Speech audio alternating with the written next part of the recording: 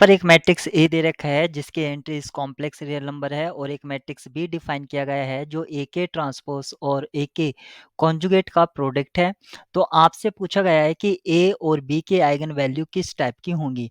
तो सबसे पहले आइगन वैल्यू के लिए हम ट्रेस देख लेते हैं। ए का ट्रेस कितना है, तो डायगोनल सम इसका आयोटा आएगा और इसका डिटर्मिनेंट भी चेक कर लेते हैं।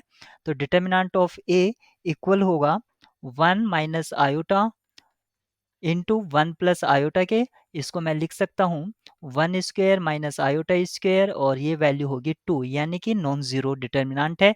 इसका मतलब है कि इसकी दो जो आइगन वैल्यू हैं लैम्डा 1 और लैम्डा 2 वो नॉन जीरो हैं, यानी कि प्रोडक्ट कभी भी जीरो नहीं आएगा।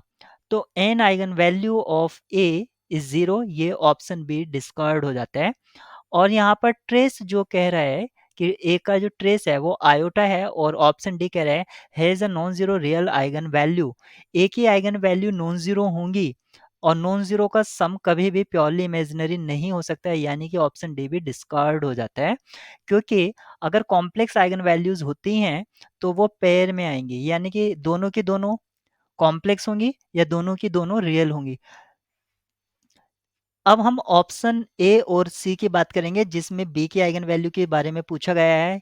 यहाँ पर जो मैट्रिक्स बी है उसको सबसे पहले चेक कर लेते हैं कि कोई स्पेशल काइंड का मैट्रिक्स तो नहीं है। तो मैं बी थीटा निकाल लेता हूँ, यानी कि कॉन्जुगेट ट्रांसपोज। उसको निकालने के लिए ए ट्रांसपोज ए कॉन्जुगेट और इसका थीटा लेना है, इसका मतलब ट्रांसपोज का कॉन्जुगेट, ट्रांसपोज और उसका फिर कॉन्जुगेट, इस तरह से मैं लूंगा। तो ट्रांसपोज में रिवर्स ऑर्डर हो जाएगा, ये ए conjugate transpose into A transpose transpose और फिर उसका मुझे कॉन्जुगेट लेना है।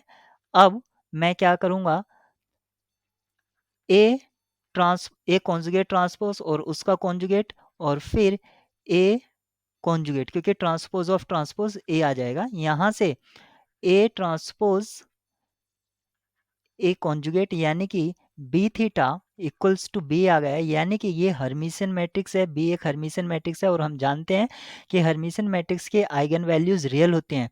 ऑप्शन सी करेक्ट होगा और ऑप्शन ए रॉन्ग होगा।